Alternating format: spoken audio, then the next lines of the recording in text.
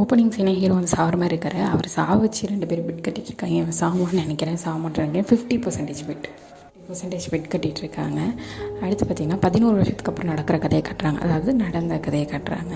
Hero wife ப்ரெக்னெண்ட்டாக இருப்பாங்க. அவங்க ரொம்ப பழைய வீட்டில் இருப்பாங்க, ஹீரோ ஹீரோயினும். அந்த வீடு ரொம்ப இடிஞ்சிடுற மாதிரி இருக்கும். 2 இருக்கிற ஹவுஸ் ஓனர் வந்து இதுக்கு எழுதிட்டு இருப்பார். அதாவது கரெக்டாக பேசுவார், ஆனால் வந்து சொல்லிட்டு போய்ட்டு சரி நான் பண்ணுறேன், நீங்களும் ரெண்ட் கொடுங்க அப்படின்னு சொல்லிடுவாங்க. அவங்க ஹீரோ ரொம்ப கைண்ட் ஹார்ட்டடாக இருப்பாங்க. அவங்க வேலை செய்கிற இடத்துல ஒருத்தவங்களோட வந்து பெட் கட்டிட்டு போவாங்க. அவங்க கேம்லிங் நடக்கும். ஹீரோட முதலாளி நிறைய கேம்லிங் பண்ணுவார். ஹார்ஸ் ரேஸ்க்கு போயிட்டு அவங்க தம்பி வேலையில் கட் பண்ணுறான்னு இல்லைன்னு சொன்னால போய் காசு கேட்பாரு.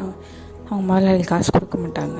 அதனால் நான் வந்து ஹார்ஸ் வந்துட்டு பந்தயம் கட்டுறேன் அப்படின்னு சொல்லிட்டு யாரும் எல்லாம் வெளியே தெரிய விட்ருவாங்க. விஐபி தான் இங்கே பண்ணணும் அப்படின்னு சொல்லிட்டு செகண்ட் ஹீரோயின் வந்து இந்த மாதிரி நான் பண்ணுங்க, அவங்க வந்து ஹெல்ப் பண்ணுவாங்க. அதாவது பிளட்டு வரத்துக்கு தொடச்சிக்கோங்க அப்படின்னு சொல்லுவாங்க.